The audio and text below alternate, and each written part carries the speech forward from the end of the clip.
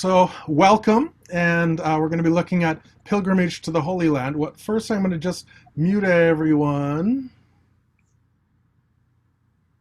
except me. There, good. And then start sharing screen. Let's do that and there, and so you should be able to see that. I Once you get going, I couldn't resist, pilgrimage to the Holy Land with Father Don and cameo appearances, because Father Rich was leading it and that kind of thing. So, but essentially, I got to do this over there. Just starting out, it starts out for me, we started out on day one. So, here's where we're getting from Tennessee and me and my family from Minnesota. Getting to New York and to Jerusalem. So just a few pictures you got to have in there. This was them leaving Minnesota. Yes, it wasn't the most pleasant weather. I think they were glad to get out of there. And, it's like, but, it doesn't slow down Minnesota Airport much, but it just was sort of a mess. They're out there. And then this was me leaving. I left in the evening right after dark. And so it's clear, but the moon's coming up. So this was looking out my window as we get in there. But then we get to JFK, because that's where we were leaving from. And I'm sitting there. There's my younger sister, Rita. She's deaf, so she signs. And that says, I love you there, because probably my sister's taking that picture. Skipping over the 10 and a half to 12 hours that we flew, we got to Israel, and you can see it. It's like, so that's the airport we were, and then we went into Jerusalem. And my sister, older sister, younger sister, and her husband were along, and welcome to Israel. Then we just took a bus. By the time we got to, that's the Tower of David in the background, got to right near our hotel, it was already dark, so we pretty much went right to bed. Sort of interesting, the Jaffa Gate was our gate entrance, right where they dropped us off, and then the Gloria Hotel, that's where we stayed when we were in Jerusalem. Inside the old city, it was really quite impressive. And walking in through the gate on the Latin Patriarchate Street. The Greek Patriarchy Street was the next one over. So, up the hill just a little bit, and there's our hotel. Interesting, it looked like the third floor was just unused for whatever reason. You always sort of wondered what was going on. But okay, so then that was just the quickie on the first day. So let's go to the next day. This is our first actual day here. Oh, come on. Let's make this bigger there. Okay, so this is our first full day there. So we got up in the morning. Our theme was Jerusalem and Jewish culture in the time of Jesus. We're going to start out seeing the Israel Museum. They have a model of the ancient city of Jerusalem from about 66 AD. Really cool. Then we went over to the Pool of Bethesda on the far side. Church of St. Anne is right there. And then we went down to the Western Wall and Temple Mount. So starting there, we, as you can see, here's our hotel. A lot of this was walking. But essentially, first we took a bus. The Israel Museum is about a mile that way. Not very far, but not on this map. Then coming back to the Pools of Bethesda and the Church of St. Anne up at the top right corner there, and eventually went down to the Wailing Wall down south, somewhat. This is the view from the top of our hotel. You can see the city walls. Those are from the 1500s when those were built. But at a nice view. We had a meeting up top to begin with, so I was up there a little early taking pictures. This is the Tower of David, it's called, and let's see, part of just the wall. There's a walkway along the wall. We never saw anyone on it, but it looked like you could walk through some big sections of the wall, which would have been real interesting. To the right down here this is the top of the Church of the Holy Sepulchre. So we were really close, and walking distance easy from the Holy Sepulchre where our hotel was. There's the close-up. Another church that's over that way, and I don't know which one this is actually, because they do have a fair number of those, but you could see it. Then, so we had our meeting, and Father Rich is leading it, and let's see, this was one of the things they had was a fish that we put the intentions that we were taking along from people and others that we wrote when we were there along on the pilgrimage. And like last time, I guess they had decided to call it, let's see, what was it? Oh, no, this time I think they decided to call it Nemo. So it's like, okay. But my sister was the caretaker for the first few days, and then it switched off. So, so she took that the first to begin with. One of the things everyone saw was all this bread with loops all over. We found this really interesting. We didn't get one till a few days later and got to sample it, but that seemed to be one of the primary things you saw. Okay, so we took a bus out to the Israel Museum, and one of the things they have, this is a map of Jerusalem at the time of the Second Temple, so about 66 AD. It has an extension of that in the early 60s, there was an extension to the walls that were put in that actually put Calgary inside the walls rather than outside. We'll see that later. But it was really neat. I mean, it really is impressive. They had quite the detail. So this is from the one corner, and we started just an overview. You can see here's Temple Mount and the Holy of Holies. Here's the Antonia Fortress, which is where the Roman legions and Pilate and that hung out. Kidron Valley, things like that. We'll see that as we go. But you can get a layout of the detail of this. It was pretty impressive. You know, just the inside, what Temple Mount they believe looked like at the time of, this would have been after Jesus, but, you know, a few decades after Jesus, before the temple and the whole city was destroyed around 70 or so. Okay. So I had to get a close-up of the Holy of Holies. That would have been the closest a Gentile would have been able to see it anyway.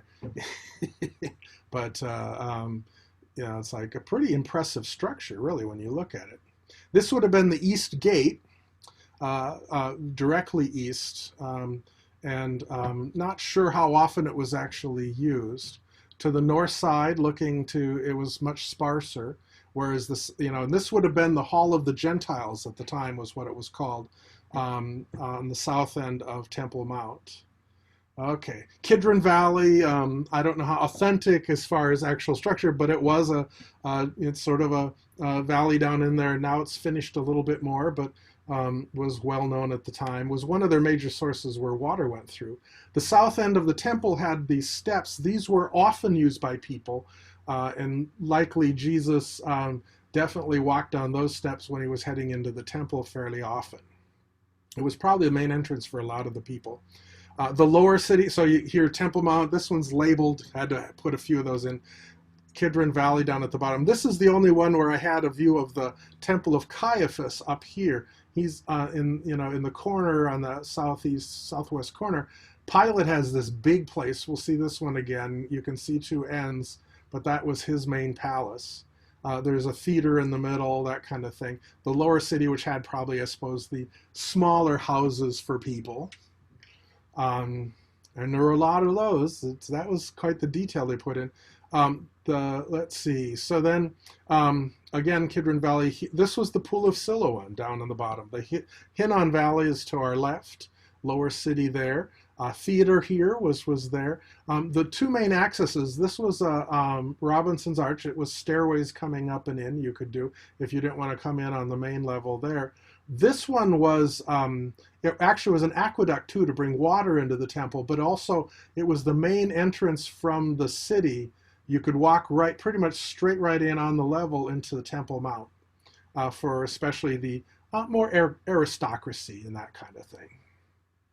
A close-up of the Kidron Valley, their description, a little closer here of the theater that they had. And as we're looking now as we've walked around it, here is a recreation of Herod's Palace. Looks like it's a pretty luxurious place. Hasmonean Palace is up over here near the arch, near the main walkway in for the people. Antonia Fortress, where Pontius Pilate would have been in the Roman Legion, and the Holy of Holies from the backside. And really cool. Okay. Another one, this is just, again, you're seeing the Holy of Holies over here, and Pilate's Fortress. This was one of the exits, although I don't think this one was used too much. The main one was actually, this would use later, but the main one was over here at the time of Jesus. This one right here would have been one of the main entrances. This outer wall wasn't added until about 65. And so Calgary at that time would have been, this would have been outside the wall.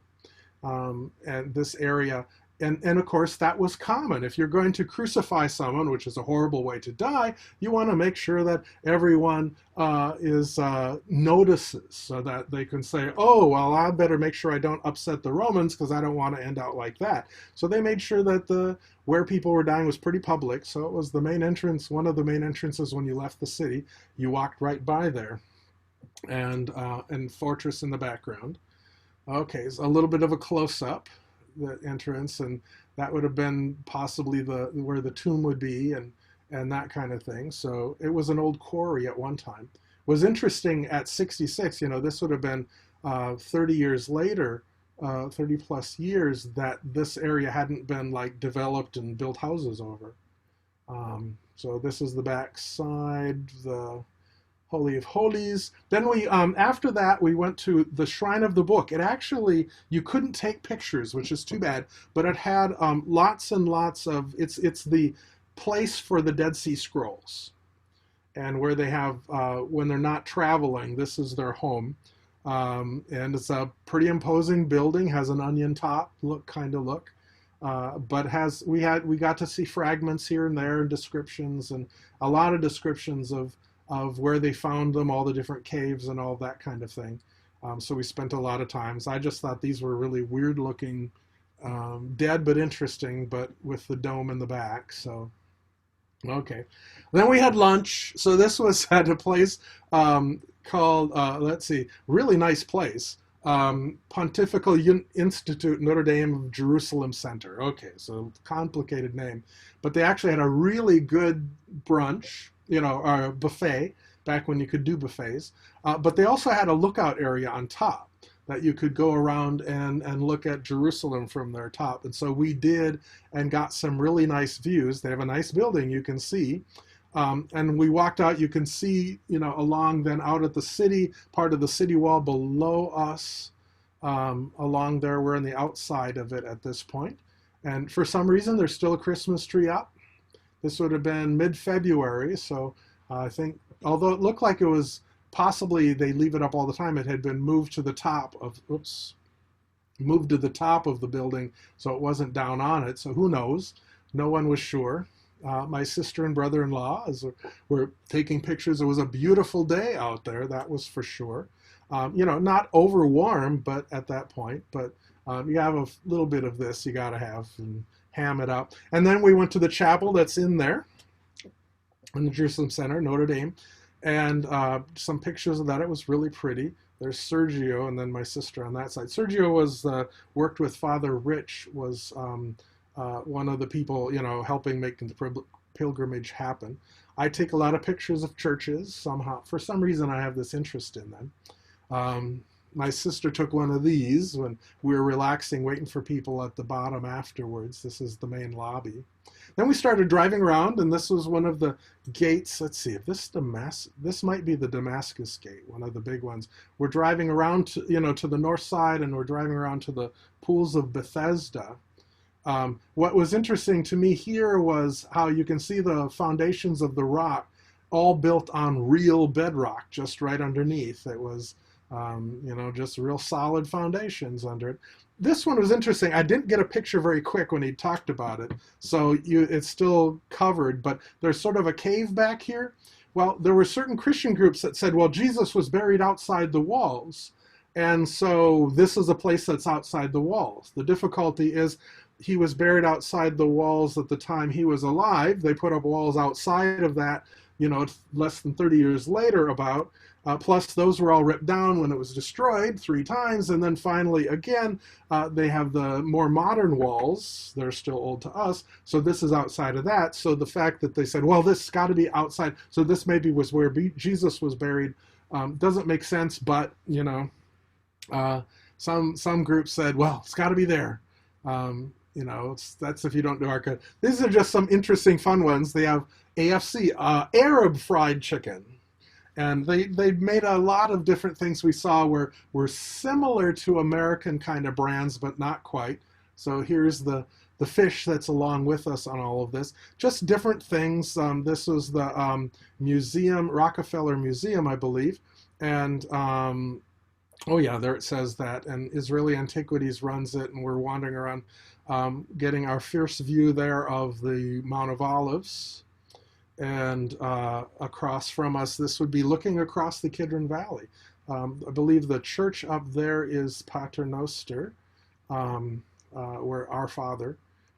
You can see a lot of olive trees on here yet too. When you get to the south end farther, let's see, I forgot to write some of this down. I was going to print that out and forgot it, sorry. It's a Byzantine church, and I'm trying to remember. It's near Gethsemane, but I forget exactly what this name was. I was going to print my notes out, so I had that. This is looking out, this is on our side of the Kidron Valley, right outside the walls.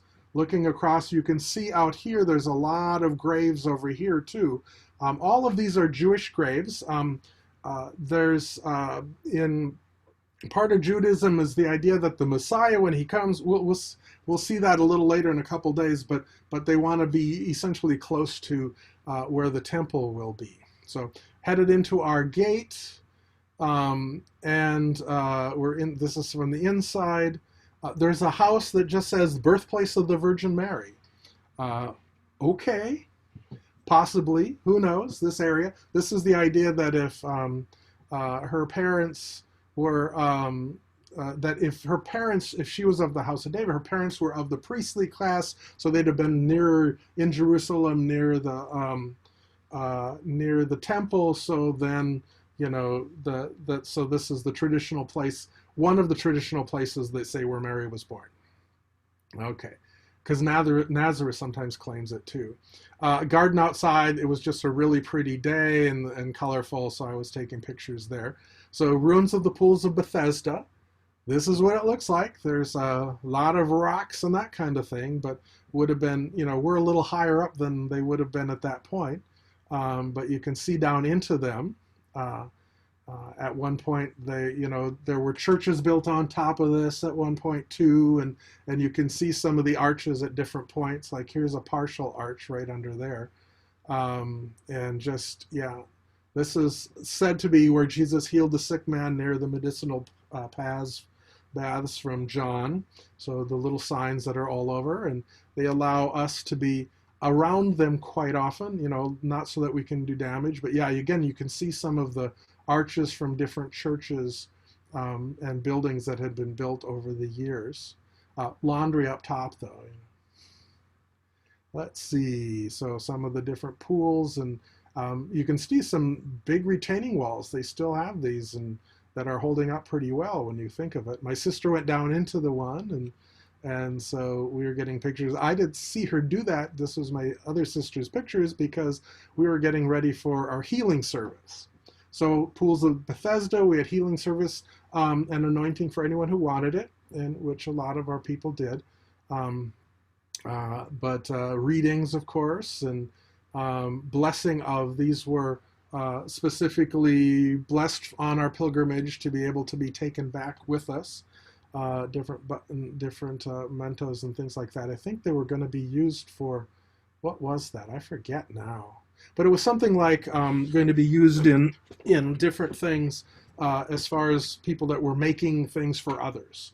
So and bless things. Then this was laying on of hands of different people and anointing of different people as we did that. Then we went up the path. There's a new little chapel next to the Church of St. Anne, fairly modern chapel, and that's where we had Mass. Put out the fish with our intentions. Now, these are other people's pictures because I guess I shouldn't take pictures of them. I'm actually, Father Rich and I sort of traded off. He wanted to do that, which was great with me, that we traded off either presiding or preaching. In this case, I was presiding, he was preaching for our first real Mass here. And you'll see that. Then we went outside. This is just the garden. Again, This is the Church of St. Anne from the outside, right outside this little chapel. But it's really pretty along here and lots of succulents, that's for sure. It is an arid country and fun different trees. I just found that curve of that trunk really interesting. So, yeah. So this is a view. We're coming up to Church of St. Anne, Mother of Mary. So also then the traditional birthplace of the Virgin Mary. This, you can see, this is a Crusader era church. They tend to be pretty blocky and standard, so fairly easy to figure out, probably repaired at least at one point. This is the inside, fairly simple, really quite pretty though, well lit. Brother-in-law and sister in them there. Statues, and had to have a close-up. And so that would have been Anne and Mary. And so, Holy Mother Anne, pray for us. The White Fathers of Jerusalem are the ones who do this. Just some of the different decorations there. A crown. Don't ask me, it wasn't labeled, so I have no idea whose or what. Mary, maybe it's Mary. She left it behind when she became Queen of Heaven. No, sorry, couldn't resist. Let's see, down into a grotto. This is a lower level grotto underneath the main church. And some interesting, more modern mosaic there, Greek. But this is the lower level. It's a small little chapel. And again, for some, this is the actual birthplace of Mary, you know, down in the grotto. Then we're walking out. You can see across to the Mount of Olives. Looking there, we're coming around on the south side. So you can see up here on the left is the mosque that's on Temple Mount. And this is the Mount of Olives, and it's mostly, the whole south side is almost all just graves, Jewish graves primarily. Places where they're working, some of the stuff they had to work at different times, examples of, but you can see where they're fixing things, repairing this. Remember that the arch, the Robinson's arch, the one arch that was on the south end of the temple, this seems to be, this is part of the base, the supports for it would have been here.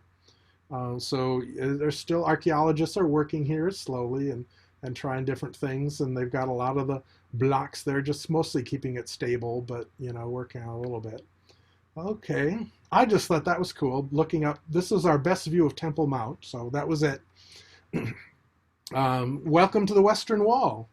Remnant of, oh, 2 T's are missing there, okay. And but essentially this would have been considered Mount Moriah, and according to this, the tradition has the binding of Isaac took place here. King Solomon built the first temple here. It's interesting how it's like high, but when you look around, it's like there's ridges on either side, so it's really hard to see Jerusalem until you actually get there. Temple stood in all its glory for centuries until it was destroyed by the Babylonians. Then they built the second temple. So this would have been, at time of Jesus was the second temple, and it was destroyed. And now the idea is that someday again, the third temple will be established. And well, you know, when Israel was founded, Western Wall was still under Jordanian rule until the War of 1967, the Six-Day War. And after that, it became part of Israel, but they still didn't try to, you know, wipe out the mosque on top. Men and women's entrances were separate, of course. Lots of people running around in there, especially Hasidic Jews, and us. And this is, you can sort of see, looking to north, this is the tunnel. Will eventually, on a couple days, we'll actually go through into the tunnel, and that's there. But just looking, the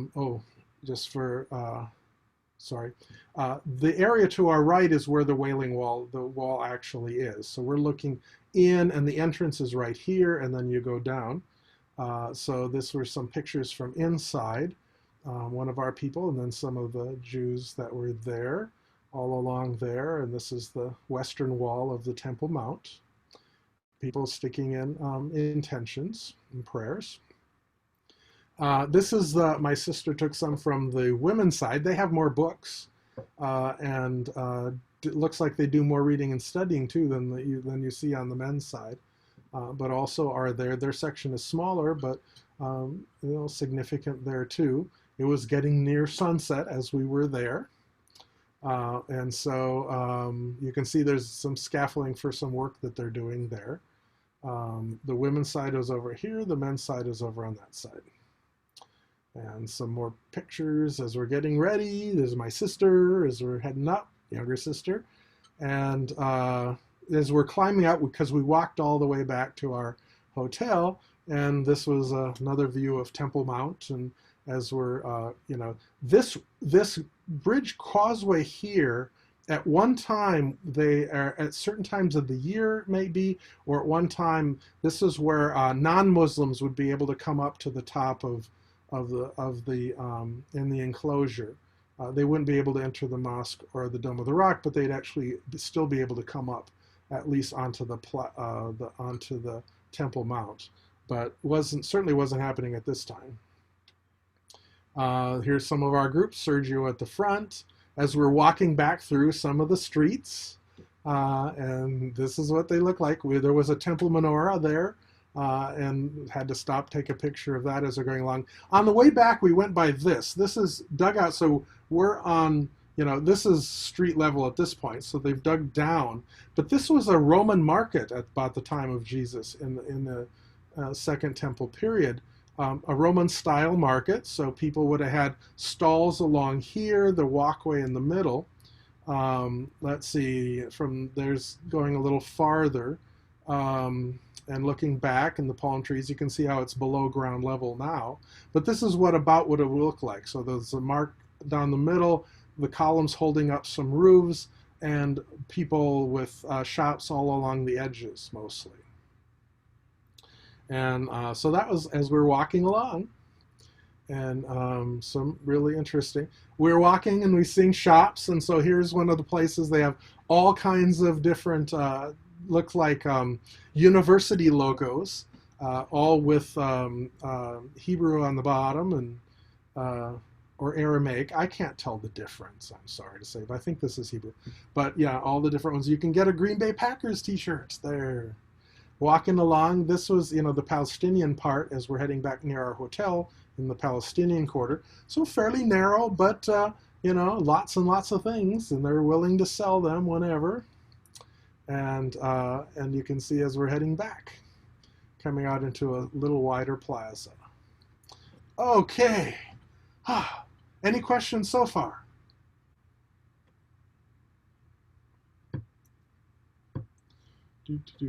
Okay. You'll have to unmute yourself if you do have questions. Okay. Then we got into the next day, our Thursday. Theme for the day was entering more deeply into the Paschal mystery. Now we're going to the Mount of Olives, and there's a group picture there as we got started. But then walking down the road, the tradition where Jesus would have come if he was coming off the Mount of Olives, is the road that on Palm Sunday. And then partway down is the Church of Dominus Flevit, which means Jesus wept, or the Lord wept, actually. Garden of Gethsemane, which has the Church of All Nations right next to it because a lot of nations contributed to it. Then we went, after that, that's the first part, and then after lunch we went around to the other side to St. Peter and Gallicanto, David's Tomb, the Cenacle, and Abbey of the Dormition.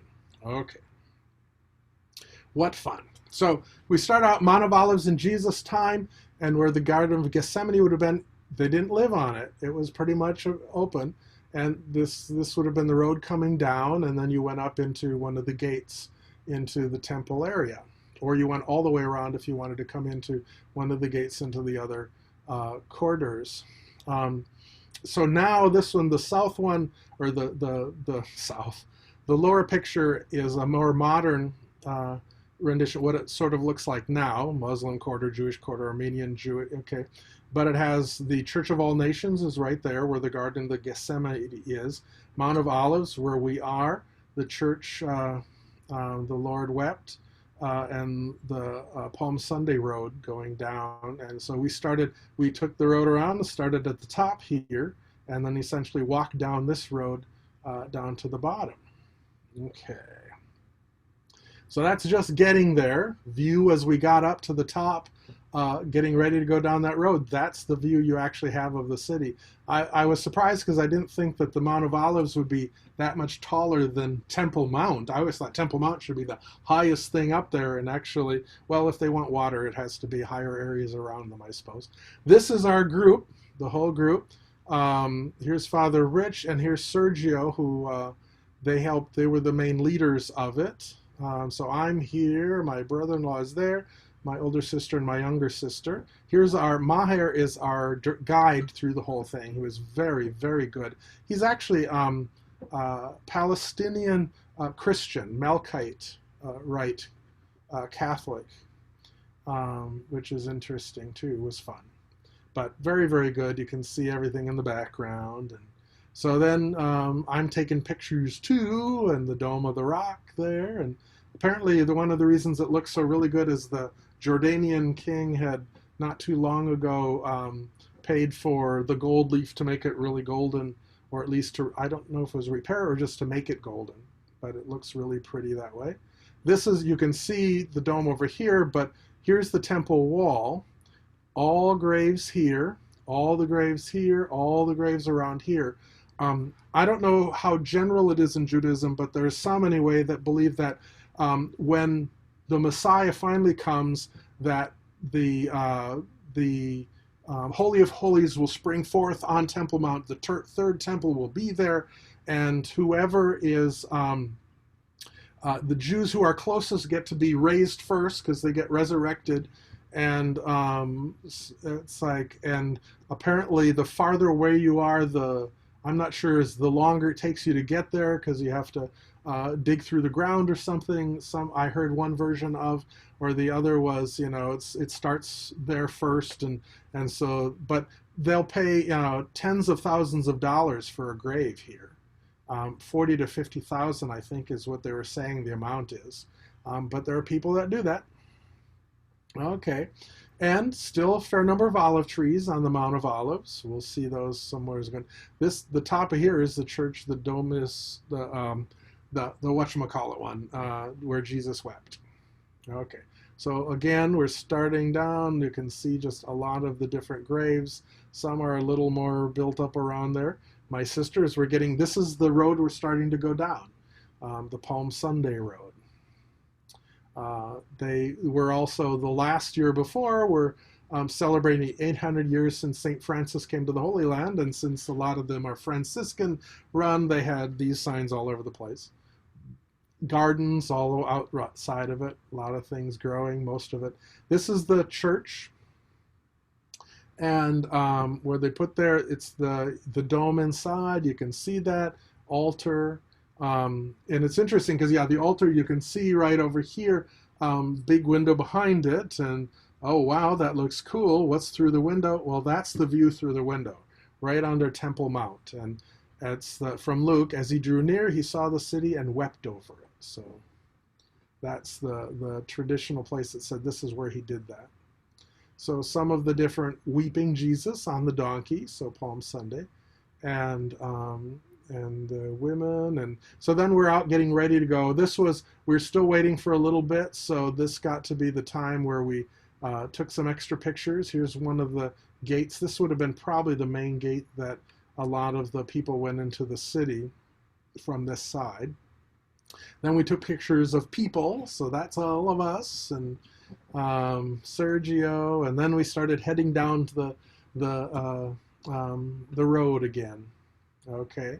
Got narrower at times, but at least it was all downhill, even if it was fairly steep.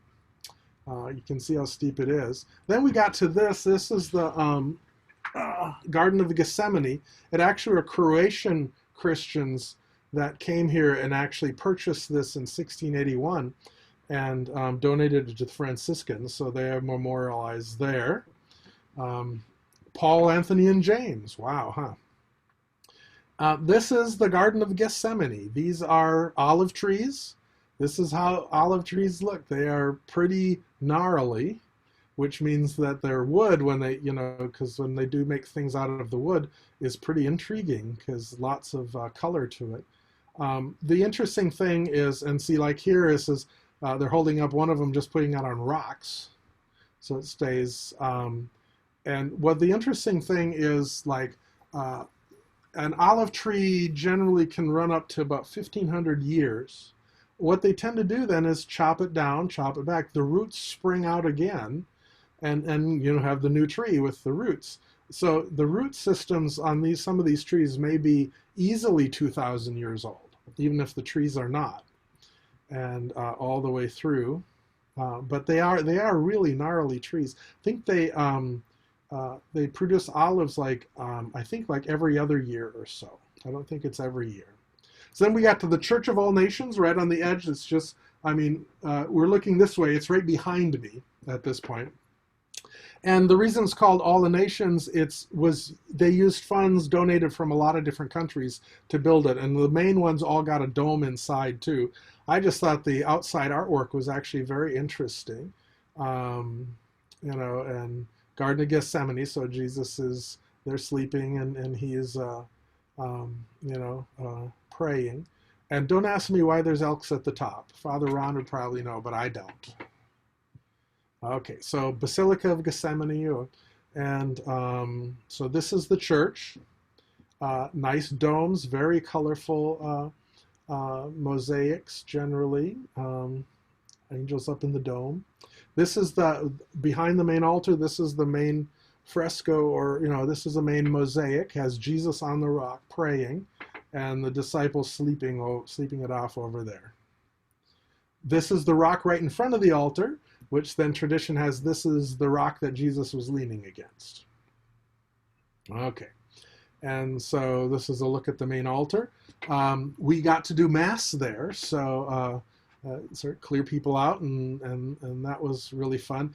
You do the Mass based on the place that you are, so they always do the same Mass here. So this would have been, the reading, gospel reading would have been from the Agony in the Garden. And so since it's part of that, the color is always red. And so that's why we're wearing red that day. I got to preach. He was presiding that time, and so we switched off, and let's see, there's different views, the rock and the artwork around it. Let's see, so again, this is the main mosaic behind it. Let's see, on the sides, so there's also all kinds of different representations around. This would have been a post-resurrection view there, I think. Is this supposed to be the American? Yeah, I think this was the American. Oh yeah, you can see the eagle here. Different domes that were decorated based on the nations that gave money to help build this place, and one was the U.S., so that was there. You have to have obligatory statues around. This was the garden that's on the far side of it. You can see some of the old, again, there's old ruins around it and old columns from a previous church that would have been here at one time. I think, again, this one might have been a 3rd century church when they built a lot of them. So we're getting ready to leave, and looking across, this is across the Kidron Valley up to the Temple Mount from the west side. You can see from the east side, I'm sorry, you can see the Dome of the Rock right on top there. And just driving along, one of the things that was interesting and my sister found was this little thing here. She zoomed in on it, and it's definitely a top of a mosque, small little mosque that's in this little Palestinian village in this case, because it's on this side of Jerusalem, Palestinian neighborhood, I guess I should say. Okay, so then we went around to the Church of St. Peter Gallico, and the Palace of Caiaphas would have been right there. That was our next thing, because we were up on the Mount of Olives. Gethsemane is around here, the Church of All Nations, and so we came around to here. Then we'll head over to Abbey of the Dormition and David's tomb before heading back to Gloria, and then we did the temple along the western wall. That's tonight, so later in the night. So Church of St. Peter in Gallicanto. Essentially, it's a convent, Assumptionist Fathers at this point. But it's the place traditionally where Jesus was sentenced to death by the Sanhedrin. And since Peter was there, this was where Peter denied him 3 times. So, here's the church and where he'd have been, stored. But one of the interesting things, we'll get a better view of that mosaic soon. But here's the top. Notice the rooster. That's the thing that Peter probably always hated roosters after that. So here is, as we're getting ready to go in, let's see. What it amounts to is this area would have had the temple of the palace of Caiaphas. He would have been gathering the Sanhedrin to be able to condemn them, but they would have had to wait till morning to be able to actually have their deliberations had to be during daylight. Essentially Jesus was brought, late in the evening. They had, and one of the things they found were pits, where they'd keep prisoners. And so it's likely that one of these underground caves that was likely a pit, honoring where Jesus was, probably put in there by Pilate, or by Caiaphas. So he was, stored essentially till he could be brought before the Sanhedrin in the morning and then sent to Pilate to be condemned. So Christians are recalling the painful sufferings of Jesus during the Passion here. The sacred pits, this is going down in, and essentially when they were doing excavations, they found Byzantine crosses here. There's certainly a 5th century shrine that was in this place in the 400s, that would be. And so the belief is that we've always thought that this would have been near Caiaphas's palace and was the place where Jesus was likely imprisoned overnight before being brought before Caiaphas and the Sanhedrin. So the pits, there's access cavity when the floor was uncovered at a higher level, but you can see chisel marks, things like that. If you're interested, there's crosses, carved into the walls at this point too. But this is when we're down actually in it, and I'm heading down. I'm not quite down yet. This is looking back up. Here is the hole that Jesus would have been lowered into. He probably got a cell to himself because they didn't want, what they were saying was they wouldn't have wanted to put him in a general population because he might have been killed by some of the other prisoners, because they didn't, because it was well known that the leadership didn't like him. But don't know for sure. But in any case, that's the tradition, that he was lowered down the hole. So then there's this mosaic. You can see where he's got something around his shoulders so that he could be lowered down in there. Whoops. Sorry, lowered down in. And so this is the mosaic. Actually, it's in the outside of the church when we're coming around. It's repeated in a lot of places. So now we're in the lower church. There's the main upper church and then this lower chapel. You can see some of the rock that's at the back of it, at the base of it. This is the top of that round hole. And so here's that picture of that mosaic again, where Jesus would have been lowered in. And so when he was arrested, he was brought to the palace of the high priest. So this is the belief that he was there. Interestingly enough, there's these stairs, and we'll see those a little bit later, on the outside of this building. And those would have been stairs. They're dated to the time of Jesus, and likely stairs that went up probably to the palace of Caiaphas. So it could very well be that when he was arrested, that he was brought up those stairs. So there's a picture of, that picture again in the hole on top. They found a Byzantine church foundations that are out there right around it. And you can see some of those that we could see around just on the one end of it. And looking out over, you can see the rest down the hill and then up the Mount of Olives on the far side. Okay, here was the plaza that they had just on the north side of the church. It was a really nice flat place. So we did a reading, especially reading around when Jesus was condemned by the Sanhedrin. My brother-in-law was one who was reading at that point. And then we're relaxing for a little bit. As you can see, it was a little warmer. We're in short sleeves more now. Then there's this one, you can see the rooster at the top. There's some clearer ones coming. And here is Peter. Notice there's a serving girl on his left and another girl there too, lady, and then the Roman soldier. And all, people had asked him, and in Latin that says, I do not know him. So different pictures, quite the face on that one. But it was, so they have a nice sculpture of that. When Jesus was arrested here, they have the actual, since they can look and see some of the stairs that he might have walked up, they have this depiction that actually has him walking up the stairs when he's arrested and taken to the Caiaphas, the high priest.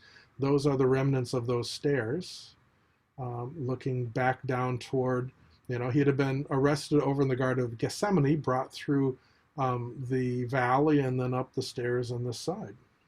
That would have been inside the walls at that time.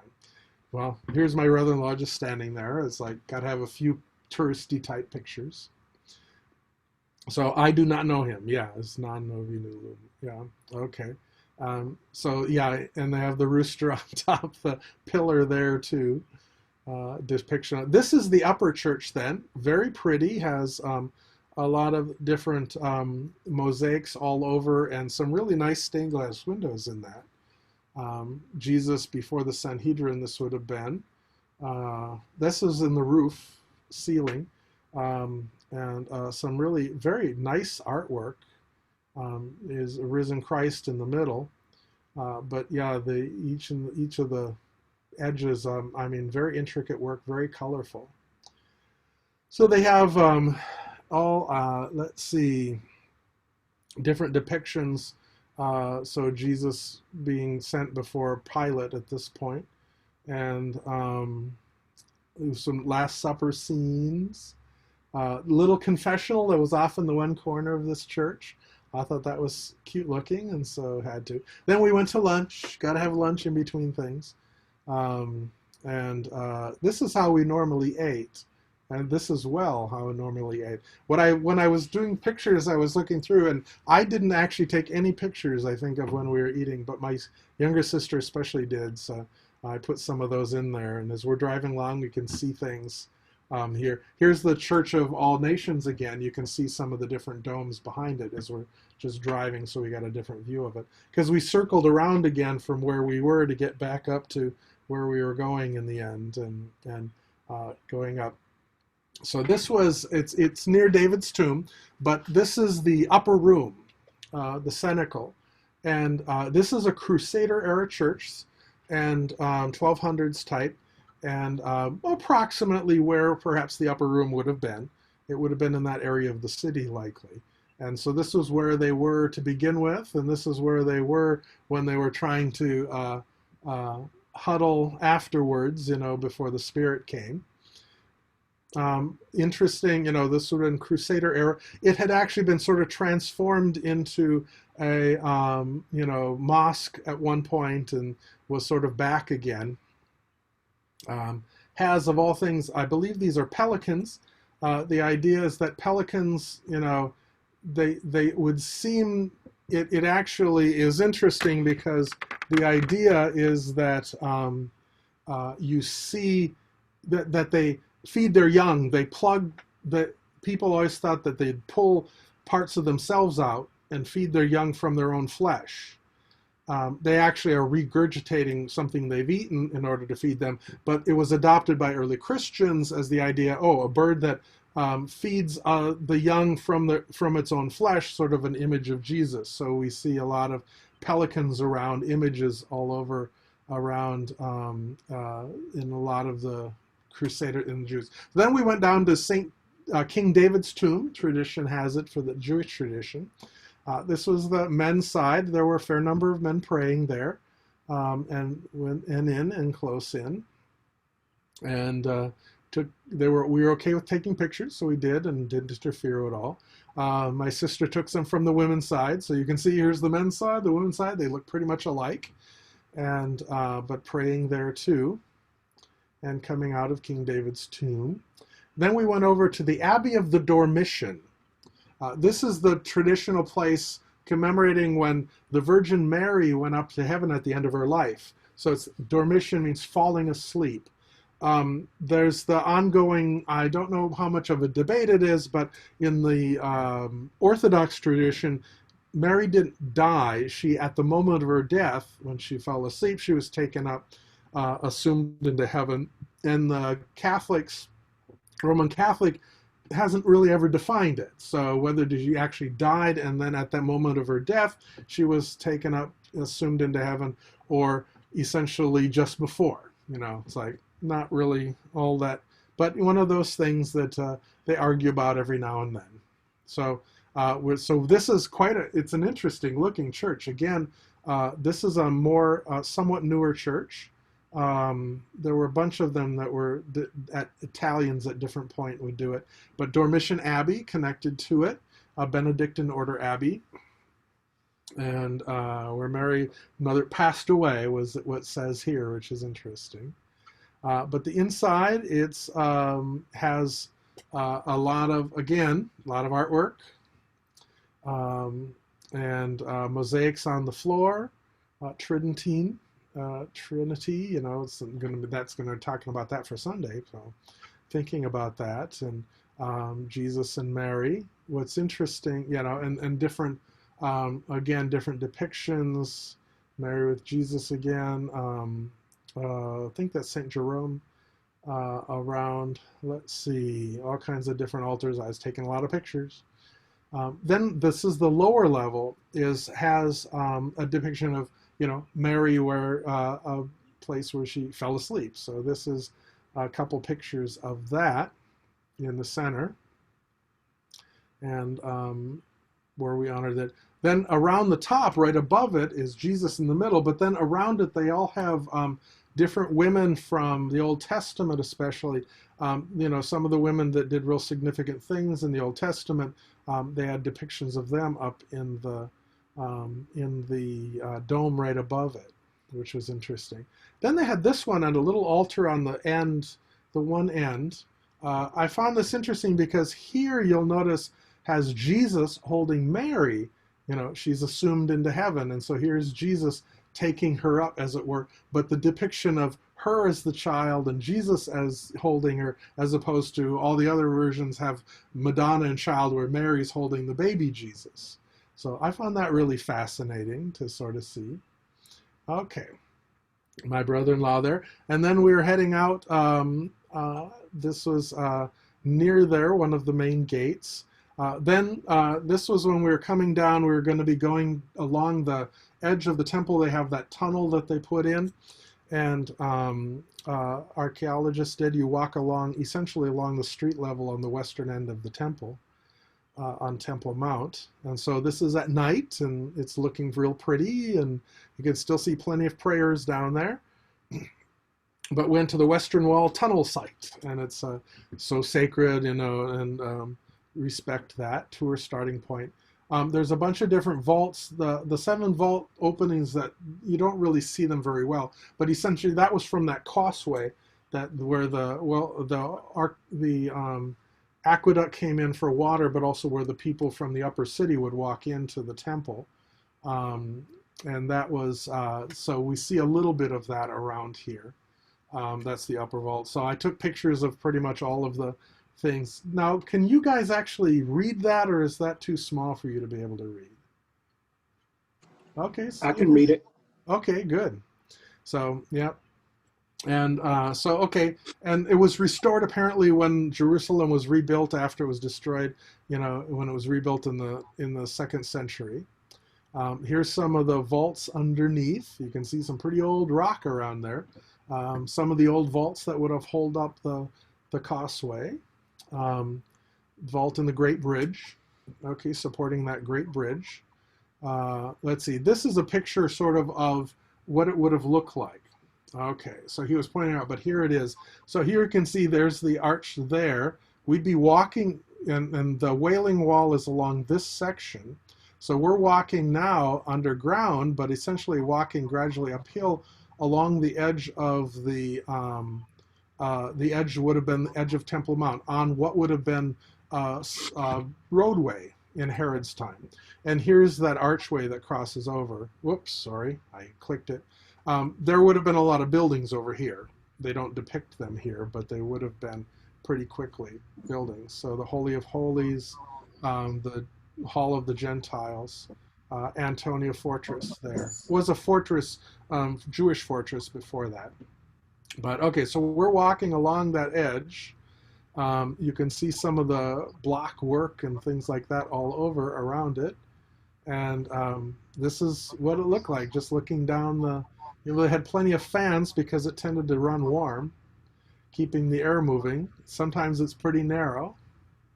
Um, but at this point, would have been one of the gates, again, early Muslim period. Internal space that served, so the main synagogue for the Jews. The Jews had a synagogue real close by. They weren't allowed to be on Temple Mount by the Muslims by then, but they still had a synagogue in the area. And so this was a cave where they had it, which was as close as they could get. Okay.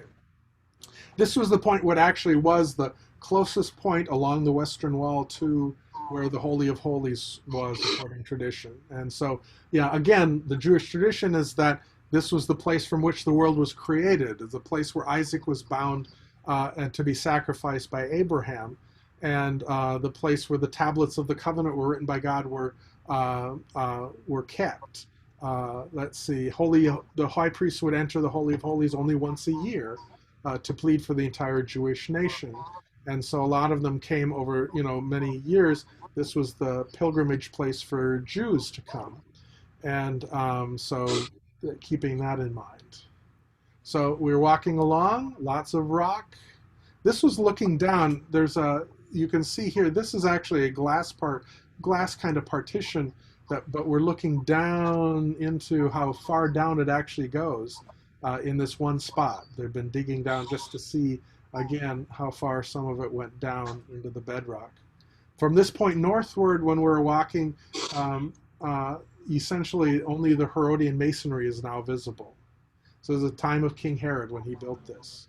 The interesting thing is what they did, as we're gradually walking along here, we're picking up where the solid rock was, the natural rock underneath that they built blocks on top of. But when they'd cut down for this, they actually made the natural bedrock look as though it was dressed stone, even though it's not, it's solid. And so you'll see some of this here, that this was dressed to make it look like these are blocks, but they're not actually blocks. They're just made to look that way. That's a lot of work. This would have been street at the time of Herod. You can see some of the paving blocks that we're walking on. And so we're walking at this point on one of the streets that Jesus was. I think that was one of the things that I found interesting. Jerusalem had been destroyed 3 times since the time of Jesus and rebuilt, and each time they build higher. And so getting down to where Jesus actually walked here in Jerusalem, you're mostly somewhat underground, whereas when you get up to Galilee, well, that's just all open, so you actually are walking on land like where Jesus would have. But we're down on walking on something that Jesus would have, if he was at all walked along the western end of the Temple Mount at one time, would have walked on this street. Okay, yeah, let's see. The foot and west wall, this was one of the street. It went all the way. It was halted apparently at some point because he died. And we're sort of getting to the end of it, where we were at some point. Essentially, we had to turn around and go all the way back. This was a vault built somewhat later, when it was a pagan city. It was a pool that was covered so that they had a plaza on top, but essentially this was a large cistern to be able to store water, because that was one of the things you wanted to make sure you had enough of. And so we're sort of seeing it's still full of water at this point. They've got some lights going down in it. Or are those reflected? I'm not quite sure. I thought there was something underwater that we could see. So you can see down in, they're reflecting lights that are underneath the stairway is what we're getting the reflections of. But yeah, just a deep pool of water down in here. Oops, and that was the end of that day. We'll do one more. I think we're only going to get a few days into this. We'll have to probably do one more day of Jerusalem. Okay, so that was day 4, right? Yes, now I forgot. Yes, okay. Father Don? Yeah? You mentioned about the Pelican. My home parish has an old stone altar rail because the church was built in the 1930s.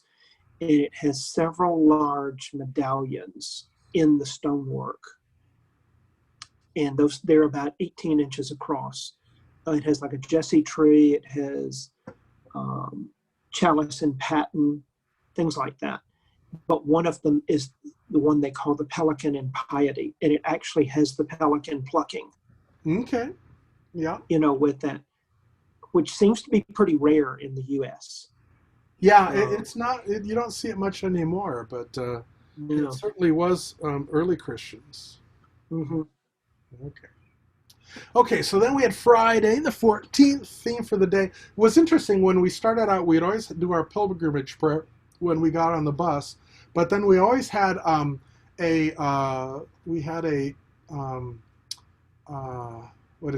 quote from Isaac Hecker for each day. That was always started out. But today's theme was horror to hilarity. So Holocaust Museum to rubbing mud on your body in the Dead Sea. So we started out going, well, in this case, a few of us had some time before. We got up early in order to just be able to see the Holy Sepulchre. We walked over there. This was just a few of us, not one of the planned things. But then after that, when we got back and met everyone, we went to the Holocaust Memorial. Then we went down to Jericho. We had lunch there, daily mass at the local parish, and then went to see the Mount of Temptation, where the traditional place where Jesus was tempted in the desert. First time I wrote that desert, I wrote dessert rather than desert. And then the sycamore tree, that's also in Jericho. So we saw a sycamore tree, not that old, but still sycamore tree. And then went down to the Dead Sea. So that's today. So okay, so we actually started out going, walking, we essentially walked, I think we took this route up to the Holy Sepulchre, not too far away, as you know. So got to the Church of the Holy Sepulchre. This is the only door in, that's all. This one's blocked off and there's no other entrances into it. This is the stairwell that goes up to Calvary. When you get up there, and that's a view, the mural. I have some better ones when we actually go there later on the travel. But there's two sides to this. This one is the side where tradition says Jesus was nailed to the cross. We weren't able to go in there because they're setting up for Mass at this point, because this is the Catholic side, okay, where Jesus was nailed to the cross. Just to the left is Orthodox. You can start seeing all of the hanging lamps all over. That's we're looking back down the other way, but looking, you can see the mosaics at the top. But essentially at this one, we'll get the front, the mosaics that are around, we're going to hit those again when we come back to it. But essentially here is the Rock of Calvary on the other side. So this is, the other one was the Catholic one. This is the Orthodox side, which is the crucifixion they've got. We've got the place where he's nailed to the cross. And, well, they probably hold on to it better, So there's actually a little hole right in the middle here, like where Dave is, where you can reach down and touch the rock. And it's a pretty good sized rock. So we got to do this. We did this early just so we had a chance to get there before there were any crowds, because they said, especially sometimes later in the day, it can be a 2 or 3 hour wait. And it wasn't that bad for us the day we were there, but yeah, it can be massive numbers of people. This is when we're exiting, looking back across the Orthodox altar to the Catholic side. You can see the priest is there. He started Mass. So this was like 7 in the morning. Okay. And my first little view of the tomb of Jesus. We have much better views later, but got to see it just at least a little bit. It was closed at that time of day. It doesn't open till a little later. And started seeing we wandered around a little bit. There's the pillar traditionally against which Jesus was scourged, okay. And some of the rock from this would have been part of the original area, church. We got down to a lower level. I got some better pictures later on of this, but this is the Church of St. Helena, and going down that way. The Church of this is the mother of Constantine, and this is a lower level, and I've got some pictures later on when we come back to the Holy Sepulchre showing it. But essentially, the tradition is this is where she found the true cross. But there's certainly ancient mosaics here that date from the 3rd century, 4th century, 300s, when a lot of this was built. And so you can see some of the mosaics around. And then we were heading back because we had to get back for that. And this is our first view of the ladder. Okay, this ladder is outside above the main entrance to the Holy Sepulchre.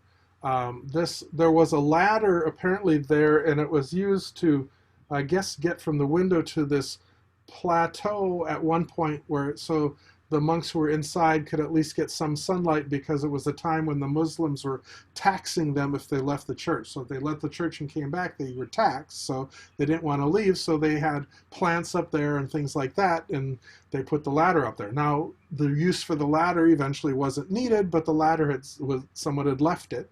And then they set up the status quo that we're not supposed to change anything unless everyone can agree.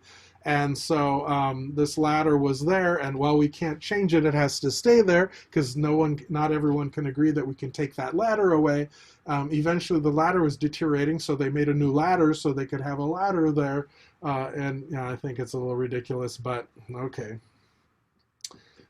So here's the entrance again. So we're getting ready, saying hi, because, okay, so going back to the Jaffa Gate. Okay, so we were, our hotel is like here. So we're getting ready. This is still morning. And we're right outside the Jaffa Gate as we're getting ready to leave. As you can see, it's just morning. The moon is up.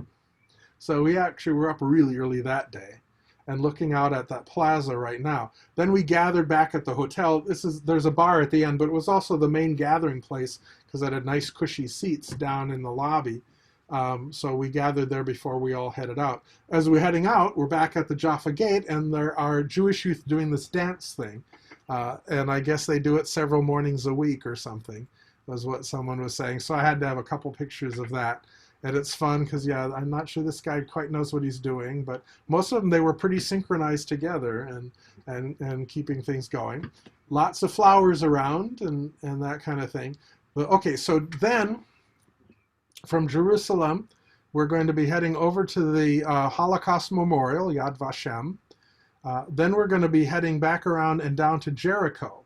We're going to have lunch there. We're going to see the Mount of Temptation, the traditional place where they say Jesus was tempted in the desert. Ignore that extra S. Whoops. Jericho, the sycamore tree is there. So we saw a sycamore tree. Then we went down to the Dead Sea, Kalia Beach. One of the interesting things is Jerusalem is 2,500, almost 2,600 feet above sea level. The Dead Sea is 1,400 feet below sea level. So there's actually a 4,000 foot difference between here. Based on that, normally there'd be about a 15 to 16 degree difference in temperature, just normally too. That it'd be that much warmer because it's so much lower and you have the compressed air. But so I had to make sure I put those in there. Okay. So now we're heading over to Yad Vashem and down along the road. This is the I wish I remembered to print out my notes because this one it's a monastery in significance. I forget exactly what it is, but it was the Monastery of the Cross where they I think it's the one where the tradition has it that was where the wood for the cross came from, I think, but I'd have to, unfortunately I didn't print out my notes ahead of time.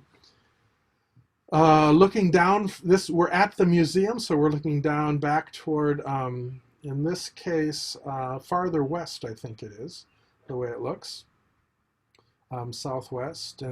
But this is the museum, the Holocaust Memorial Museum. This is only the entrance that you have to get through before you get to go in. They don't allow pictures inside, and so that's one of the issues too. So we could take them when we're outside, but not inside. I took this picture off their website just so I had a picture of the inside of sort of what it looked like. They had lots of little rooms talking about all the different groups. Their focus especially was looking at in the different countries, especially part of it was also reflecting on the amount of time, so the Nazis came in, but a lot of the locals also were helping the Nazis round up the Jews.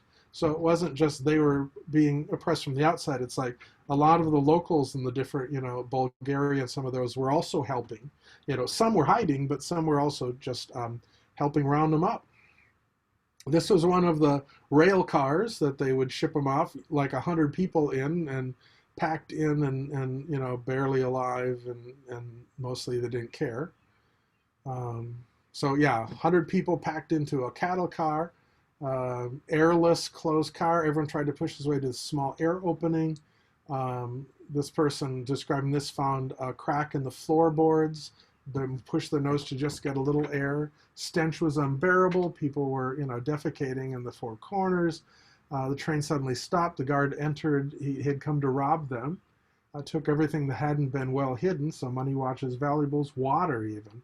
They pleaded for railroad workers to give them, and paid money just to receive a cup of water, about a half liter, and drank it. And, a woman whose child had fainted, attacked. She wanted to get it some water for her, and it was just an awful, awful time. And when the train reached the camp, many lay inert on the cattle car floor, and some were no longer alive. So that's one of the cars, and looking down around it. One of the things that, the places, it's outside the main museum, but part of it was they have this Hall of Remembrance. It has the names of all the concentration camps, the transit camps, the major killing sites. And so this is what it looks like. They have all the names on the floor, and always have a flame going in remembrance. This is looking back out from one of the valleys. Then we got to the Children Memorial. They didn't say I couldn't take pictures, so I did. This was, again, a memorial for all of the children who died in the different camps in the Holocaust. All the innocent children that's not, who perished during the Holocaust. And some pictures there. Inside, what it is they have some candles and then all kinds of mirrors. And it almost looks like, a starry night. Very, very profound, really nice looking, but that sense of, here are all these little lights that would have been the kids who could have come to, but instead were killed in the Holocaust through hatred and anger and exclusion. And there are people that want to bring that back. Okay, so then we left and headed down the road. It's all downhill from here, out through the Jericho Gate. When we come in, there's they suggested we not take pictures of the checkpoints. So we're coming back, but we're heading out. You're seeing some of the sheep out there. This is a Bedouin camp. There's still Bedouins out there. And it's like, it doesn't look real impressive, as you can see. There are a fair number of those as we're driving along. This is green as it gets. They had a wetter than normal winter. We'll see that especially on the last day when we see the Jordan River. So this is green, really green for them. The thing that I found fascinating, besides all the rocks, was that as green as it is, it looks like nothing is higher than about 5 or 6 inches. So obviously it's never, except for a few trees that probably handle arid weather real well, and are slow growing, but otherwise it's not like there's a lot of plant life because they get a lot of rain. So what a mess with that. Another part of the Bedouin camp. And just, here's one of the wadis, and pretty dry as we're heading. It's really a desert.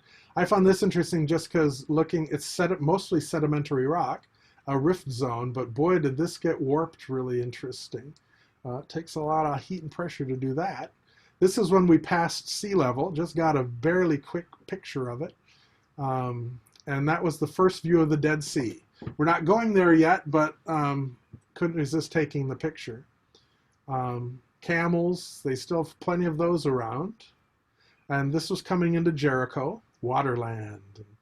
There was actually water, again, in this normally is pretty dry, but because of the wetness of the year, they have water in some of their, streams. So then we had lunch, a really nice place, very friendly people, Palestinian, and fed us very well, and was really good. Lots of pita, lots of other things to put on it. The pita was very good. They actually make it in the oven right there. And then we headed over to the Church of the Good Shepherd. It's a poor parish in Jericho. You know that it doesn't hurt that we make a donation when we're there. And so we had mass inside. There were nuns selling some things on the side of the plaza there. This is the inside. Really pretty mosaics, pretty pictures. Here's Jesus as the Good Shepherd, so different things depicting his life. You can see the main one below, which is the Good Shepherd directly. And that's, I believe, it's not over the tablet, it's just behind the altar, a really interesting mosaic or interesting painting lit up. So I got to preach this one, and he presided, and so we got to do Mass. That's the part where I help out with the Eucharistic prayer. Then we're getting done, and we're heading out. Across the street is an Orthodox church for Jericho on the other side. You can always tell because they have crosses and gold domes. This is just the plaza downtown Jericho, Jericho Market. And then we headed over to a sycamore tree. And everyone had to take pictures in front of the sycamore tree. But, it's like, okay, you can see where Zacchaeus could have climbed up a sycamore tree. So we're in a sycamore tree in Jericho where Zacchaeus climbed up the sycamore tree. Well, not likely this one because they don't grow to be that old. So here's some wider part of our group. They're taking pictures. Now we're heading out to the northwest side of Jericho to this ridge, which has places that were traditional places where people, hermits, could hang out. Because again, Jericho has one of the cities that has been longest inhabited in the world, mostly because one of the reasons, certainly because it has water all year round. It's low down so that there's ridges all around it, so there's always water coming down and always have a spring. So okay, there. So here we're getting close. We'll see some of this real close later on, but got juice first. They were pomegranates, and he was squeezing juice for people who wanted them for a couple of dollars. I had my Diet Coke, sorry. And he had that too. But then this is the monastery. It's an Orthodox monastery that is in the side of the hill. There are caves around behind it, but this is the one where they said, okay, this is the tradition where Jesus, when he was tempted in the desert, 40 days in the desert, and that he spent time here, and this is where he's remembered. So as you can see, it's right along the edge. It's all more or less one level, so you could walk from one level to the other, and then you come off down here, and it would be a long walk down. They also have and plenty of caves all over. This is all limestone, so there's lots and lots of caves throughout. This is along the edge. So if you go here, if you keep going to the right and across, you get to this thing. Really nice, isn't it? It's shopping, but also it's a cable car. So here's one of the cable cars coming up. And it comes up there, so you can come up to here and then walk along here and then walk right over to that monastery. But also just stay there. There's a restaurant, and you have a nice view. You can look right out over the top of Jericho, right down to the Dead Sea, and see Jordan on the other side. Okay, then we're heading down toward the Dead Sea. There's still plenty of sheep around. Shepherds were right over here. And then heading down, a lot of date palms and that kind of stuff all the way through. Then we're getting into areas that are a little bit drier. And then we got to the lowest place on earth, Kalia Beach on the Dead Sea. They're selling stuff there all over too. But as you can see, here's the Dead Sea in the background, and they'll give you camel rides. I don't know if it spits or not, but this is going down. The Dead Sea has been, over the last years, has been shrinking quite off, lower and lower, because of course, it's the main source of, the Jordan River is the main source of water for everyone in the area, especially Israel. So they're siphoning a lot out of the Sea of Galilee. So usually there's not much coming down the River Jordan. Not this year, but normally. So it's getting lower and lower, so they're pushing the beach lower and lower. And as you climb down there, you can see it's still quite a ways down from where we are. Looking south, you can see the ridges on the other side. That's Jordan. And some almost like steps going down, probably some different levels where it was consistent for a while. People heading down. This is looking to the north. looks sort of garbagey to me, but it's like they don't allow people there, but they have a fenced-in area where everyone's supposed to be, and you get to float in the Dead Sea. It's easy to float. It's hard to get your feet back under you though, because they don't sink. And so it was a little bit rough, but not too bad. Lowest point on Earth, minus 430 meters. Then I got a bunch of pictures of people, because I was taking pictures most of the time when they were swimming. There's Father Rich on the left, and one of our people on the right. Apparently the tradition is to rub mud on. It's supposed to be really good on your skin, assuming you don't have any open sores, because it's very salty, and any open cuts or sores are going to really hurt. But you can float.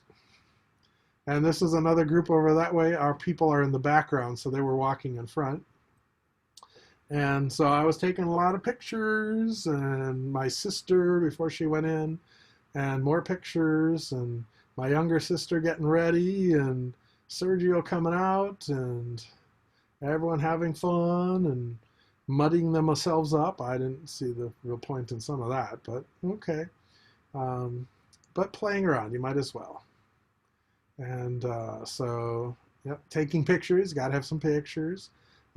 Especially the guys, we're going to make sure they did a lot of mud, because it's a guy thing, I guess, or something. Back in, and washing it off. And let's see. So we got a fair number of pictures. There's Sergio just relaxing. And more of, that's all our group. This was the other group. It was just so funny because they were posing for the picture, so I couldn't resist taking a picture of them too. Look Korean, I think. There were a lot of Asian different groups around. In one place, there was a group of Asians. This was when we were in Galilee. They were praying the rosary. They look Korean. So my guess is they were Catholic, though, since they're praying the rosary, and most of our other group, Christians, don't do that. This is looking out over, and you can see Jordan on the far side, just looking the other way. Still taking more pictures of us, and for everyone we're coming out of the water, and let's see, wrapping things up. This thing was just sitting there on the south side, sort of a stylized Sphinx head or something, I don't know, so I thought that was just worth a picture. This is the very far side, looking across. It's certain hazy, you can see that, but this is on the Jordanian side, which is some kind of resort that the Jordanians have. You can see it's quite a bit higher than the current level of the Dead Sea. And then we went to the lowest bar in the world. Since we were there, some of us anyway, and decided to have a beer. Ta-da! Couldn't resist having a beer. And then the last picture at the lowest point, so there's Father Rich in there with some of our people. And then we headed back to Jerusalem. This was one of the things, it's near, Jaffa Gate is down here on the right, but this was this little thing where they dropped us off, some modern sculpture, as it were. And then we walked down to Jaffa Gate. And we're home. Okay, so that gets us through, let's see, that was through day 5, so the 14th. I think at this point we've been going an hour and a half, so I think it might be good to stop for this week, and we'll pick it up on the 6th day, on the 15th, February 15th, next Tuesday. How does that sound? Okay, let's start this. Okay. Okay, with the people that we have left. So some people were with us for a while and then stopped, but okay. Next Tuesday sounds good. What? Next Tuesday sounds good, yes. Okay, sounds really fun. So we'll do that, and I'll see you then. I'll put up for people the recording, so those who weren't able to see it will be able to look at it when they want, or if you want to look at review any parts or get bored again, whatever. You did say the 16th. What? You did say the 16th. Let's see, a week from today. Oh, that's the 9th. Yeah, 9th. A week from tonight. Okay, right. I misunderstood We'll you. start out with February 16th. That's Okay. the next day.